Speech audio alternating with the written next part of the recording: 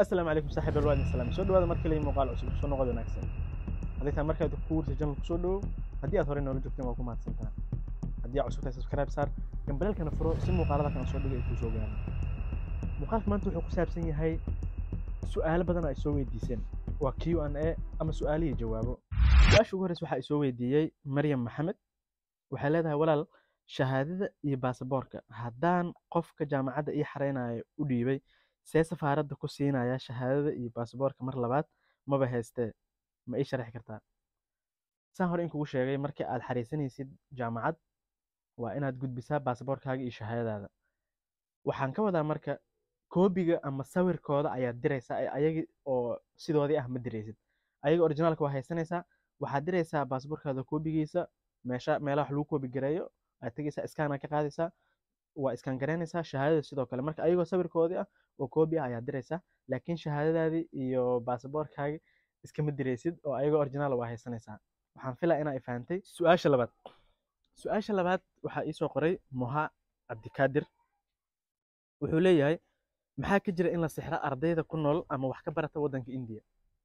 waa su'aal xiiso badan wuxuu yidhi daawadahan maxaa ka jira in la sixro ardayda wax ka barata India horta adduunka meel walbo way ka dhici kartaa in sixir iyo wax la mid ah ay ka jiraan oo Soomaaliyaba way ka jirtaa sixirkii wax la midka ah sidoo kale Hindiya ayadana way ka jirtaa oo qoomiyado kala duwan dad kala duwan kala diimo duwan oo kala nooc ah ayaa ku nool marka ma la beensan karo in uu sixir iyo wax la mid ah uu ka jiro laakiin midda muhiimka waxay tahay in meel wax lagu sixraayo iyo wax falkaas la mid ah in adiga faraha aadan la gelin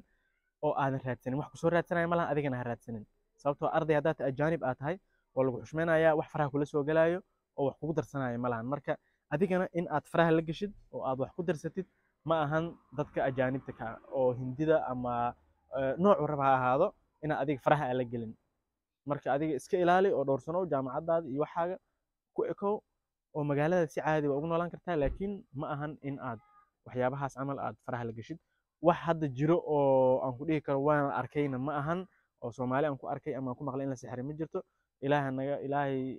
ayaan ka magan galnay shartooda marka adigana iska ilaali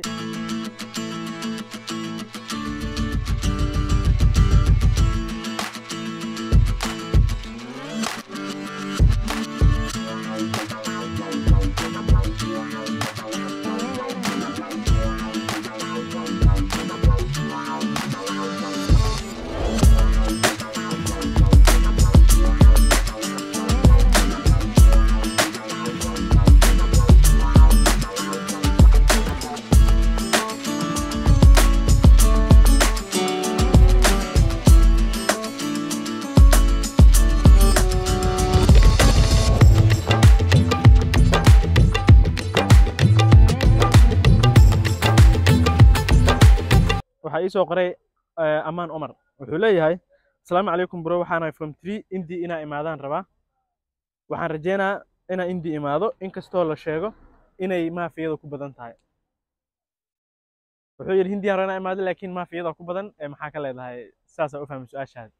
okay Hindiya ortaniyo dad badan ku nool Soomaali badan way joogtaa ajaanib badanna way joogtaa saas darteed maafiya orta meel walba adduunka way joogtaa oo yacni tuugo iyo wax la mid ah waay laakiin Hindi waxa ugu fiican ee ku jeclahay waxay tahay nabadda tusaale Hyderabad oo kale waa magaalo muslim maafiyadeeda iyo mataqaana tuugada iyo wax la midka ah aad ay ugu yartahay marka dadka oo ajaanibta ah waxa wax dhiba kala ma kulmo kala oogay baaye urban okay dadka ajaanibta marka wax dhiba kala ma kulmaan saas darteed waa meel 100% nabad ah Hyderabad oo aad iyo aad nabad u ah wax cabsi ah ama maafiya ama tuugan ah aadan la kulmeenin marka waxaan rajeynaa inaad ka heli doontid jawaabtaada qofka xiga su'aasha xigta waxay tahay waa Liibaan Yar official wuxuu yiri saaxiib waxbarashada Hindiya u imaadaan rabaa marka sidee ku heli karaa ama sidee ku imaan karaa Hindiya horta marka ugu horeyso waa muuqaalo badan oo ka sameeyay sida ku imaan kartid visa Hindiya ku heli kartid marka muuqaaladaas hore inaad soo daawataa jeclaan lahaa qaybtan kale saaran yihiin laakiin hadda ku soo koobo Hindi markuu horeyso in jaamacad lagu xareeyaa oo admission jaamacad ah heshaa markii admission jaamacad aad heshidna oo warqadda jaamacadda aad heshid waxaad tegaysaa safaaradda kuugu dhow hadday Kenya ku taalo hadday Addis Ababa ku taalo Ethiopia hadday Djibouti ku taalo meel walba ku taalo laakiin waxaa muhiim ah inaad safaaradda aad tagtid taasaana qasab ah dad badan waa arkay oo dhahayo anoo safaaradda tagin ma heli karaa fiisa Hindiya jawaabtu waa maya sababtoo ah safaaradda ayaa diiday in qofka asagoo maqan ardayga ah loo soo saaro fiisa waxbarasho marka haddii mar warqadda jaamacadda heshid waa inaad direct u aadaa safaaradda oo adiga aad tagtaa interview iyo wax la marmaraa jiro halkaas tagaysaa fiisadan saasaa ku helaysaa marka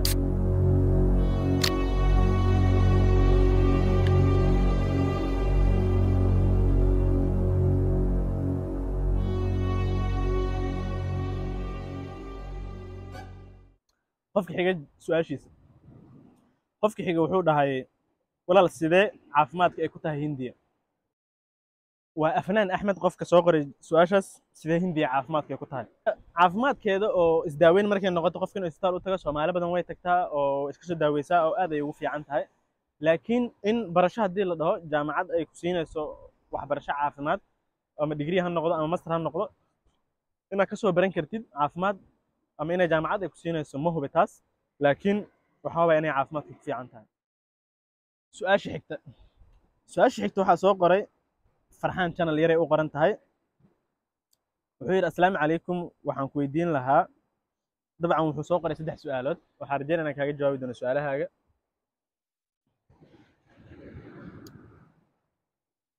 su'aasha koowaad waxay tahay kuliyadda software engineering-ka meeqa sano waaye Cyprus jaamacada mid hore hadda ka jawaabo software engineering master hadday tahay waa 2 sano hadday tahay bachelorna waa 4 sano sababtoo degree-ga meeshan oo bachelor-ka ah kulligiis waa 4 sano Cyprus master-kana waa 2 sano marka waqtiga intaas kugu qaadan kartaa oo ku baranaysid marka adaa yaqaano meedan ay kala caddeeyeen inay bachelor tahay iyo in kale iyo inay master tahay laakiin sidaas waa su'aasha labaad waxay tahay dalkee ku fiican software engineering inaan ka barto Hindiyo iyo Cyprus dabcan engineering hadday noqoto hadday noqon lahayd engineering hadday tahay IT-ga computer science-ka waxyaabahaas oo dhan waxaa ku fiican Hindiya Cyprus waxaan isleeyahay sida ila tahay Hindiya ayaa ku fiican dhankaas marka haddii aad rabto sida ila tahay inaad ogaatid waa sidaas Hindiya ayaana su'aasha saddexaad wuxuu yiri xisaabta ku badan ayaan maqlay miyaa geli karaa haddii xisaabta wax yar aan ku fiicanahay ama wax yar ku wanaagsanahay software engineering xisaabta ku badan uu yiri haddaan xisaabtan ku fiicneen ma geli karaa aniga sida ila tahay xisaabta waxa qabadan kugu ma noqonayso marka aad jaamacadda aad dhiganaysid oo inaad wax baratid aad rabtid sababtoo arday aad tahay dadaalkaaga ay wax walba ku xiran yihiin saas ay tahay ani waxay ila tahay inaad ka gudbi kartid haddii xisaabta isku fiicneen inkastoo xisaabta aysan ku badneen oo yacni aysan aan ogeyn inta sano ee xisaabta laga dhigto software engineering-ka tusaale computer science oo kale waa aqaanaa inta xisaab sano ku jirto IT-ga waa aqaanaa inta xisaab ku jirto inta sano xisaab ku jirto waa aqaanaa laakiin software engineering-ka ma aqaan inta xisaab ku jirto inay 1 sano tahay inay 2 sano tahay inay 3 sano dhammaan inay tahay ma hubo laakiin haddii aad dhiganaysid waxaan rajeynaa inaad baran kartid oo wax walba baran kartaa inay caqabad kugu noqonayso lama aha marka hore u soco ku dheelaa saab guys xafada ku soo laabtay su'aasha ugu dambaysa ayaan ku soo gabagabeynayaa waa Axmed official ayaa soo qoray wuxuu yiri saaxiib su'aal ma qaban laakiin dabcan su'aalba ma aha su'aal ma qaban laakiin saaxiib YouTube-kaaga ku dadaal vlog soo gali iyo day life-kaaga waxbarashada dadka way xiiseynayaan aad u mahadsantahay horta Axmed insha Allah mar dhow waxaan sameyn doonaa vlogyo iyo sidoo kale daily life-kayga waxbarashada jaamacadda in soo tusi doonaa sidoo kalena magaalada waa soo kala bari doonaa oo in soo tusi doonaa vlogyo qurux badan ayaan kaga soo sameyn doonaa waana ku mahadsan tahay saaxiib commentigaada quruxda badan intaas ayaan ku soo gabagabeynayaa su'aalaha inaan idinku badiyo ma rabo wixii kaloo su'aalo haray insha Allah muuqaalo kale aan ka sameyn doonaa haddii hadda su'aalaha qabtidna qaybta commentiga igu soo reebsi muuqaalka dambe aan ugu soo daro haddii inta aad soo gaartay waa ku mahadsan tahay daawashada muuqaalkan haddii aadan weli subscribe saaranin fadlan subscribe saara channelka gambalelkana furo si muuqaalada aan soo dhigo halkan ay kugu dhaafeen waa ku mahadsan tahay daawashada muuqaalkan intaan ku kulmayna muuqaalka waxaan kaga tagayaa sidaas iyo nabadgelyo